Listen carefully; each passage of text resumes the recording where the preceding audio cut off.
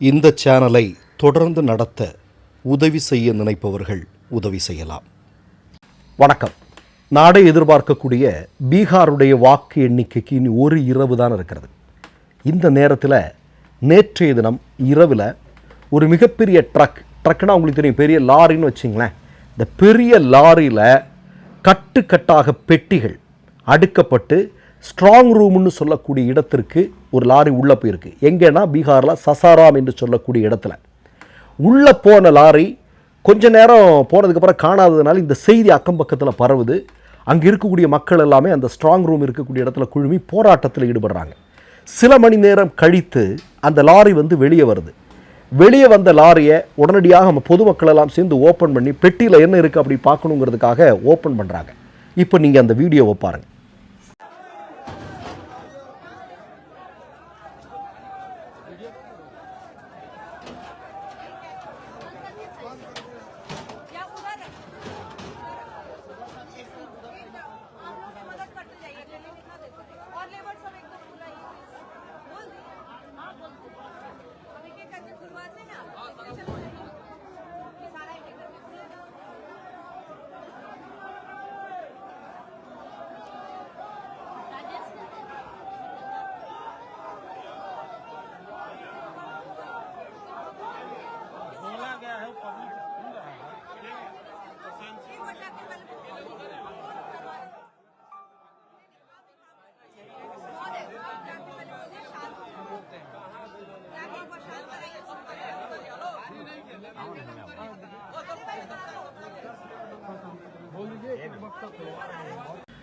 சாசாராம் என்று சொல்லக்கூடிய பகுதியில் ஸ்ட்ராங் ரூம் இருக்கக்கூடிய இடத்துல லாரி ஒன்று உள்ளே போகுது.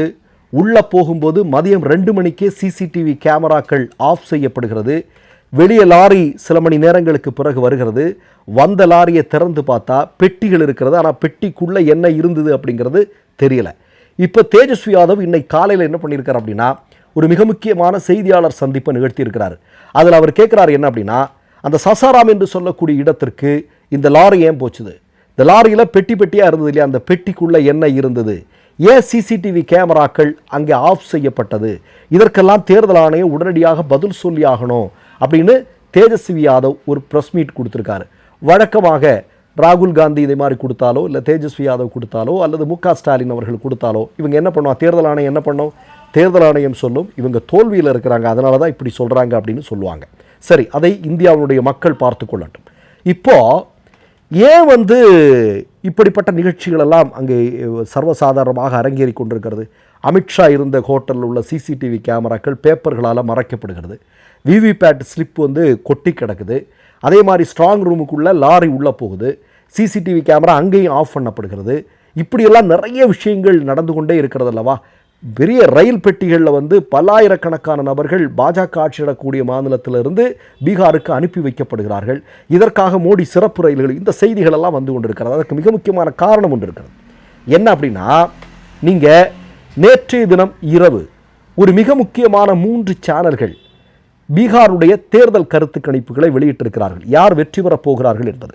அதில் ஒன்று டிபி லைவ் என்று சொல்லக்கூடிய ஒரு சேனல், அதுக்கப்புறம் எக்ஸாக்ட் போல் என்று சொல்லக்கூடிய ஒரு சேனல், அதுக்கப்புறம் TV9 என்று சொல்லக்கூடிய சேனல். இதில் TV9 அப்படிங்கிறது மோடி ஆதரவு சேனல். சரியா? இதில் இந்த டிபி லைவ் என்று சொல்லக்கூடிய சேனல் என்ன சொல்கிறாங்க அப்படின்னா, மோடியினுடைய கட்சி 95லிருந்து 109 இடங்கள் மட்டும்தான் வெற்றி பெறுவார்கள். ஆனால் மகாகட்பந்தன் ராகுல் காந்தி தேஜஸ்வி யாதவனுடைய கூட்டணி இருக்கிறதல்லவா, அது 130லிருந்து 134 இடங்கள் வெற்றி பெறும்னு சொல்கிறாங்க. எக்ஸாக்ட் போல் அவங்க என்ன சொல்கிறாங்க அப்படின்னா, மோடியினுடைய கட்சி 110 இடங்களில் வெற்றி பெறுவாங்க.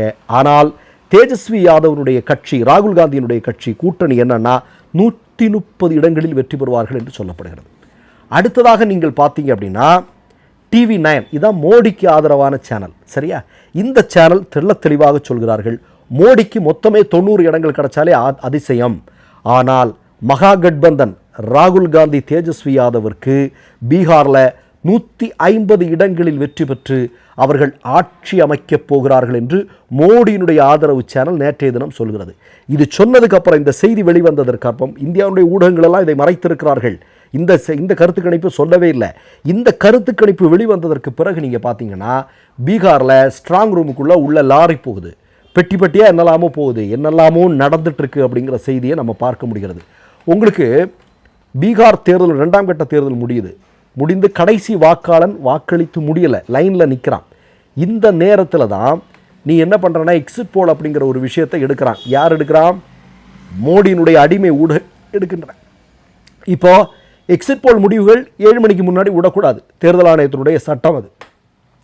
இவன் முன்னாடியே போய் எடுத்துட்டு எக்ஸாக்டாக 7 மணிக்கு எக்ஸிட் போல் சர்வே விடுறான். நீங்கள் நல்லா பார்த்துங்க. அதாவது எக்ஸிட் போல் எடுக்கிறது எப்படி? வாக்களித்து விட்டு வாக்குச்சாவடியிலேருந்து ஒருத்தர் வர்றாருன்னா அவர்கிட்ட கேட்பாங்க மைக் பிடிச்சி, நீங்கள் யாருக்கு போட்டீங்க, எதனால் போட்டீங்க இப்படிங்கிற கேள்விகளெல்லாம் கேட்டு தான் அப்படி ஒரு முடிவு எடுக்கிறது.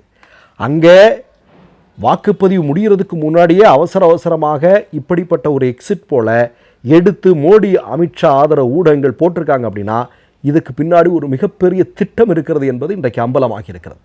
இது மட்டுமல்ல, இன்னொரு கூடுதலான ஒரு செய்தியை நான் உங்களுக்கு சொல்ல விரும்புகிறேன். என்ன அப்படின்னா, நிதிஷ்குமார் இந்த 2ஆம் கட்ட வாக்குப்பதிவு முடிந்ததற்கு பிறகு அவர் ரகசியமாக அவருடைய கட்சியை சார்ந்தவர்களோடு ஒரு மீட்டிங் நடத்தியிருக்கார். அதில் இந்த லலன் சிங் எல்லாம் கிடையாது. லலன் சிங் யார் அப்படிங்கிறதுக்கு ஒரு வீடியோ நம்ம ஏற்கனவே போட்டிருந்தோம். நிதிஷ்குமாருடைய கட்சியில் இருக்கக்கூடிய நபராக இருக்கலாம் லலன் சிங், ஆனால் பாஜகவிற்காக அமித்ஷாவிற்காக வேலை செய்யக்கூடிய ஒரு சகுனி அவர் தான் இந்த லலன் சிங் என்று சொல்லக்கூடிய நபர். அதனால் நிதிஷ்குமார் என்ன பண்ணியிருக்கார் அப்படின்னா, லலன் சிங் உட்பட பாஜகவிற்கு ஓரளவுக்கு ஆதரவாக இருக்கக்கூடிய நபர்களெல்லாம் தூக்கி எறிஞ்சு கடாசிட்டு அவருக்கு ரொம்ப நெருக்கமான நபர்களுடன் ஒரு மிக முக்கியமான மீட்டிங் நடத்தியிருக்கிறார்கள். என்ன எதற்காக நடத்தியிருக்கிறாங்கன்னா, எக்ஸிட் போல் சர்வேக்களில் ஓரளவுக்கு நடுநிலைமையாக எடுத்த சர்வேக்கள் எல்லாமே பாஜக கூட்டணி படுதோல்வியை சந்திக்கும் என்று சொல்கிறார்கள். அதனால் அடுத்த கட்டமாக நம்முடைய அரசியல் நகர்வு என்னவாக இருக்க வேண்டும் என்பதுதான் நிதிஷ்குமார் அந்த கூட்டத்தில் எடுத்திருக்கக்கூடிய மிக முக்கியமான முடிவு. இப்போது அங்கிருந்து வரக்கூடிய தகவல், நிதிஷ்குமார் மகாகட்பந்தன் கூட்டணியில் எப்போது வேண்டுமானாலும் இணையலாம்.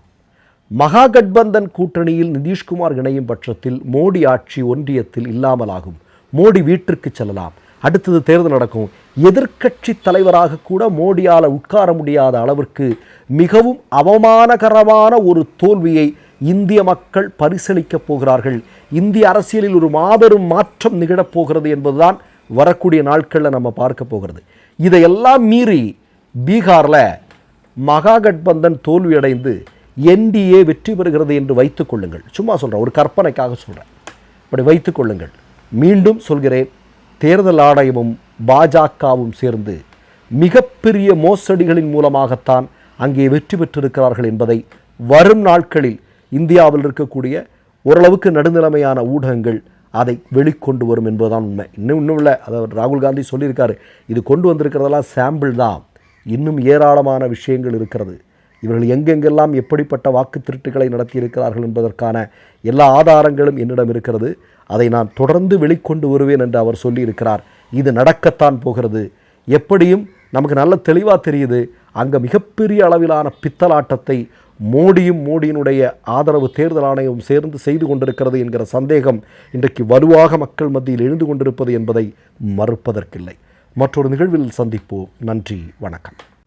3 யூடியூப் சேனல்கள் வியாபாரத்திற்கு இருக்கிறது. தேவைப்படுபவர்கள் இந்த எண்ணுக்கு தொடர்பு கொள்ளுங்கள். மை நேம் இஸ் ரெட் சேனலை சப்ஸ்கிரைப் பண்ணிக்கோங்க. அதுக்கப்புறமா பக்கத்தில் இருக்கிற ஜாயின் பட்டனை கிளிக் பண்ணீங்கன்னா ஒரு நியூ பேஜ் ஒன்று ஓப்பன் ஆகும். அதுலேயும் ஜாயின் பட்டனே கிளிக் பண்ணிக்கோங்க. அதில் பார்த்தீங்கன்னா credit R debit card options இருக்கு. இதில் உங்களுக்கு விசா, மாஸ்டர் கார்டு, ரிப்பே அப்படின்னு 3 ஆப்ஷன்ஸ் கொடுத்துருக்காங்க. அதில் நீங்கள் எந்த கார்டு சூஸ் பண்ணுறீங்களோ அந்த கார்டோட நம்பர் என்டர் பண்ணிக்கோங்க. அப்புறமா கார்டோட வேலிடிட்டி மந்த் அண்ட் இயரை டைப் பண்ணிக்கோங்க.